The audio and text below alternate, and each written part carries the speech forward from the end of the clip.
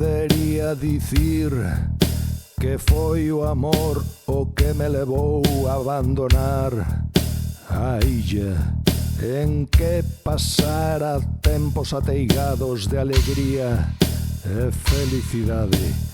O amor a propia Avalon e o conxunto de Britania, mais Viviana quería de min respostas máis complexas, respostas que eu non podía, non sabía aínda darlle.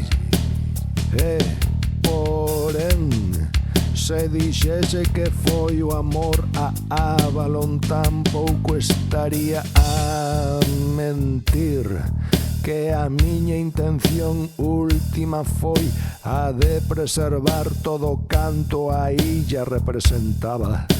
Mais os druidas estaban equivocados, levaban demasiado tempo illados, separados do mundo, dedicados só á procura do coñecemento, tanto que esqueceran a verdadeira condición humana. Todo o noso destino fora fraguado moito antes, séculos atrás, nos tempos en que os anciáns héroes libraban as súas últimas batallas. Sobrevivir como pobo a conquista romana fora duro.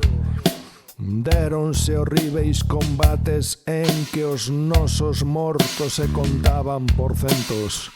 A guerra trouxo con ela a fame e a enfermidade.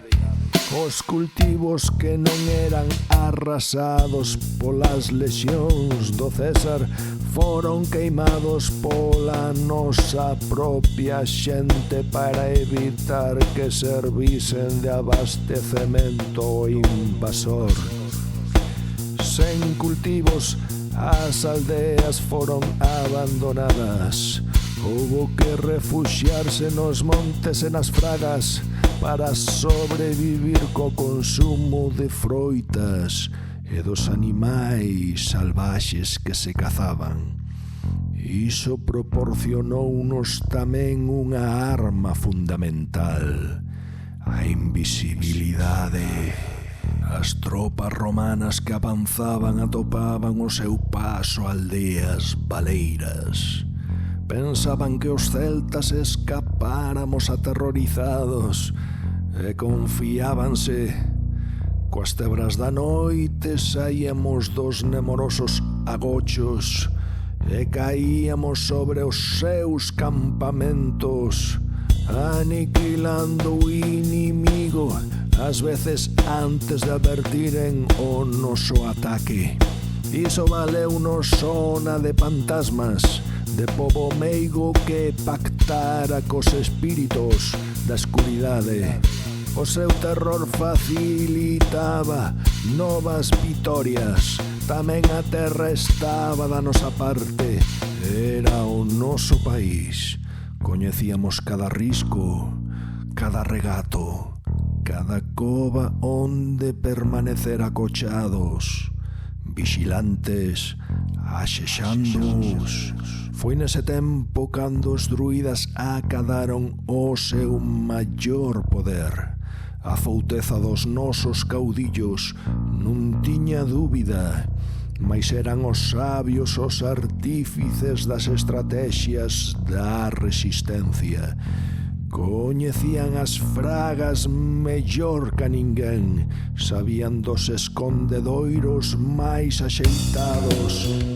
Tamén sabían das vagas e bullos que comer, das plantas para sandar as feridas dos guerreiros e daquelas outras con cuxe zume impregnar as nosas setas e xabelinas para facer máis mortíferas as súas rabuñadas.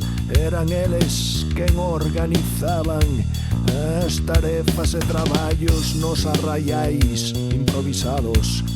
quen sabían predicir os cambios de tempo máis favoráveis aos nosos ataques, e sobre todo os únicos que coñecían algo do pensamento do inimigo. Só os druidas aprenderon a ler nos escritos romanos.